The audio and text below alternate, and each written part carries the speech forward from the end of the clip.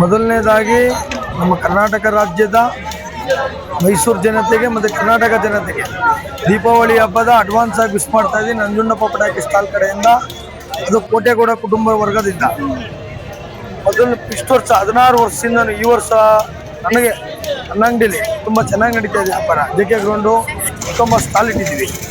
ಎಲ್ಲರಿಗೂ ಪ್ರತಿಯೊಬ್ಬರಿಗೂ ವ್ಯಾಪಾರ ತುಂಬ ಚೆನ್ನಾಗಿದೆ, ಜನದ ರೆಸ್ಪಾನ್ಸ್ ಚೆನ್ನಾಗಿದೆ. ಮತ್ತು ಹಿಂದೂಗಳ ಹಬ್ಬನ ನಾವೇ ಯಾಕೆ ಸ್ವಲ್ಪ ಮುಂದೆ ಹಿಂದಿಂದೆ ಅನ್ಕೊಂಡು ಮಾಡ್ತಾ ಇದ್ವಿ.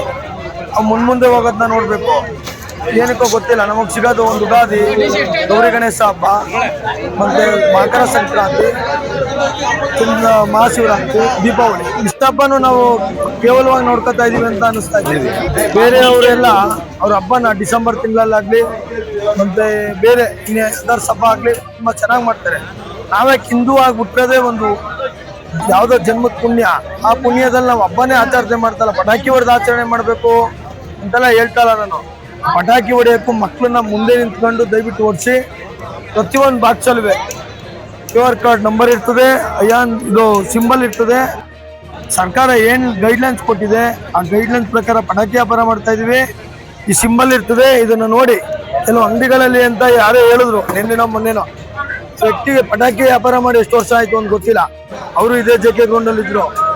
ಅವ್ರ ಅಂಗಡಿ ಬ್ಲಾಸ್ಟ್ ಆಗಿತ್ತು ಹೋದ ವರ್ಷ ಇಲ್ಲಿ ಹೆಬ್ಬಾಳಲ್ಲಿ. ಈಗ ಅವ್ರು ಯಾರೋ ಒಂದು 3 ಜನ ನಮ್ಮವ್ರು ಯಾರೋ ಹೊಸಬ್ರು ಹೋದ್ರು ಅಂದ್ಬಿಟ್ಟು ಪಟಾಕಿಯವ್ರಿಗೆ ಒಂಚೂರು ಅನ್ಯಾಯ ನಡ್ಕೊತಾ ಇದ್ದಾರೆ.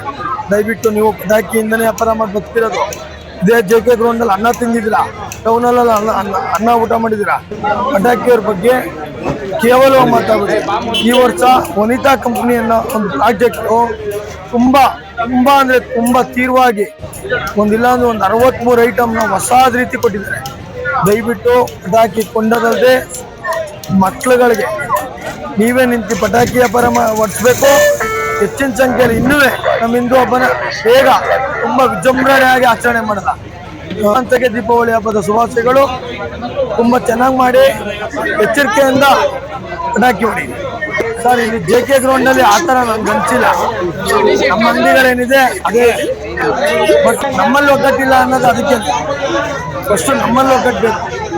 ಎಲ್ಲೇ ತೊಂದರೆ ಆದರೂ JK ಗ್ರೌಂಡ್ಗೆ ಬರೋದು, ಇಲ್ಲೇ ಯೂನಿಯನ್ ಇರೋದು. ಬೇರೆ ಕಡೆಯಲ್ಲಿ ಒಗ್ಗಟ್ಟಿಲ್ಲ.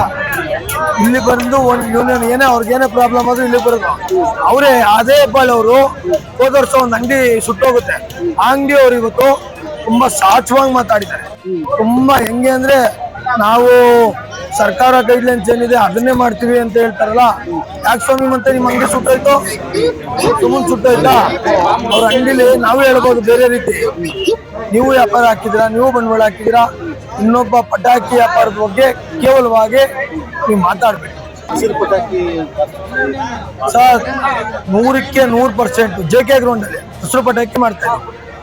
ಒಂದು ಆ ಕಡೆ ಈ ಕಡೆ ಆದ್ರೂ ವಾಲಿಮಾನಿನ್ಯದವರು ಈಗ 3 ದಿನದಿಂದ ಬಂದಿದ್ದಾರೆ. ಪೊಲೀಸ್ ಕಮಿಷನರ್ ಇರ್ಬೋದು, DCP ಇರ್ಬೋದು, ಮತ್ತೆ ಮೈಸೂರು ಉಸ್ತುವಾರಿ ಅವರು ಇರ್ಬೋದು, ಮತ್ತೆ ದೇವರಾಜ ಆರಕ್ಷಕರು ಇರ್ಬೋದು, ಇನ್ಸ್ಪೆಕ್ಟರ್ ಇರ್ಬೋದು, ACP ಇರ್ಬೋದು, ಮತ್ತೆ ನಮ್ಮ ಸರಸ್ವತಿಪುರಂ ಪೊಲೀಸು ಇನ್ಸ್ಪೆಕ್ಟರ್ ಇರ್ಬೋದು. ಆ ಕಡೆನೂ ತುಂಬ ನೀಟಾಗಿ ಎಲ್ಲ ಅಂಗಡಿನ ನೋಡಿ ಪ್ರತಿಯೊಂದು ಅಂಗಡಿ ಇಷ್ಟಡಿನೇ ಹೊಡಿಬೇಕು ಅಂತೇಳಿ ಅವ್ರು ಬಂದು ಚೆಕ್ ಮಾಡಿದ್ದಾರೆ ಪ್ರತಿಯೊಬ್ಬರು. ಅದು ವಿಡಿಯೋ ಒಂದು ನ್ಯೂಸ್ ಚಾನಲ್ ಇದೆ, ನೀವು ತಗೊಳ್ಬೋದು. ಅದನ್ನ ಎಲ್ಲ ಅಂಗಡಿಲಿ ಹೋಗಿ ಚೆಕ್ ಮಾಡಿ ಅಂತ ನಾನೇ ಹೇಳ್ತೀನಲ್ಲ ಸರ್. ನೀರಿಡಕ್ಕೆ ಕೇಳಿದ್ದಾರೆ, ಮತ್ತು 10 ಅಡಿ ಡಿಸ್ಟೆನ್ಸಲ್ಲಿ ಹೊಡ್ಸಿದ್ದಾರೆ ಅಂಗಡಿ, ಮತ್ತು ಫೈರ್ ಇಂಜಿನ್ ಏನು ಇದು ಮಾಡಬೇಕು ಅಂತ ಹೇಳಿದ್ದಾರೆ. ಕಾನೂನು ಏನು ಹೇಳಿದೆ ಆ ಕಾನೂನು ಚಾಚೆ ತಪ್ಪೇ ಪಾಲನೆ ಮಾಡಿರೋದು ಅಂತ ಇದ್ರೆ ಏಕೈಕ ಒಂದು JK ಗ್ರೌಂಡ್ 19 ಅಂಗಡಿಯವರು ಮಾಡಿದ್ದಾರೆ. ದಯವಿಟ್ಟು ನೀವು ಪಟಾಕಿ ತಗೊಂಡು ಮಕ್ಳಿಗೆ ಓಡಿಸಿ, ನೀವು ನಿಂತು ಓಡಿಸಿ. ಇಲ್ಲಾಂದ್ರೆ ಪಟಾಕಿನೇ ತಗೊಳ್ಳೇಬೇಡಿ, ಇಷ್ಟೇ ಕೇಳೋದು. ಮಕ್ಕಳನ್ನ ಜೋಪಾನವಾಗಿ ಪಟಾಕಿ ಹಚ್ಚಿಸ್ಬೇಕು. ಇವತ್ತು ಬೇಕಾಬಿಟ್ಟಿಯಾಗಿ ಹಳೆ ಪಟಾಕಿಗಳನ್ನೆಲ್ಲ ಮಾರಾಟ ಮಾಡಿರೋದು ನಡೀತಾ ಉಂಟು. ಅದಕ್ಕೆ ಎಕ್ಸಾಂಪಲ್ ಕೊಟ್ಟೆ ನಾನು ಆಗಲಿ ಯಾವ ಅಂಗಡಿ ಏನಾಗಿರ್ತದೆ ಅಂತ. ಈಗ ಬರ್ತಿರೋ ಪಟಾಕಿ ಯಾವುದು ತುಂಬ ಡಮ್ಮನ್ನ ಪಟಾಕಿ ಯಾವುದು ಬಿಡ್ತಾಯಿಲ್ಲ ಇಲ್ಲಿಂದಾನೆ. ನೀವು ಇನ್ನೂ ಸ್ವಲ್ಪ ಹೆಚ್ಚಿನ ಸಂಖ್ಯೆಯಲ್ಲಿ ಕೇವಲವಾಗಿ ಇದು ಮಾಡದೆ ತುಂಬ ಜಾಗೃತಿ ಕ್ರಮವಾಗಿ ಪಟಾಕಿ ಹೊಡಿಸಿ.